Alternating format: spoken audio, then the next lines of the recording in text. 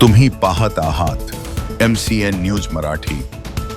बारामती तालुक्यातील झारगडवाडी येथे मानवी जीवाला घातक ठरणारी विषारी ताडी विक्री करणाऱ्या टोळीचा बारामती तालुका पोलिसांनी पर्दाफाश केलाय।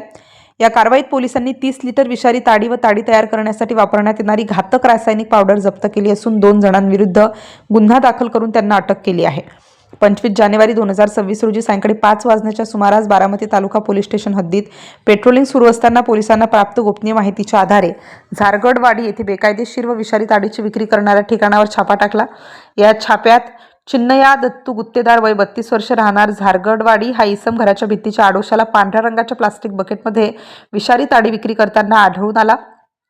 तपासणी दरम्यान त्याच्याकडून 30 लिटर मानवी जीवाला घातक अशी ताडी जप्त करण्यात आली। तसेच त्याच्या घराची पाहणी केली असता एका प्लास्टिक पिशवीत साखरेसारखी दिसणारी क्लोरोहायड्रेट ही अत्यंत धोकादायक रासायनिक पावडर सापडली। चौकशीत आरोपीने ही रासायनिक पावडर ताडीमध्ये मिसळून ताडी तयार करत असल्याची कबुली पोलिसांना दिली आहे।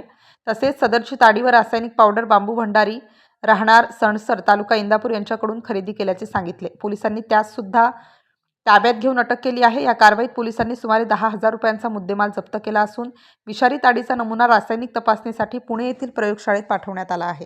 MCN न्यूज मराठीकरिता कृष्णमूर्ती जगताप, बारामती।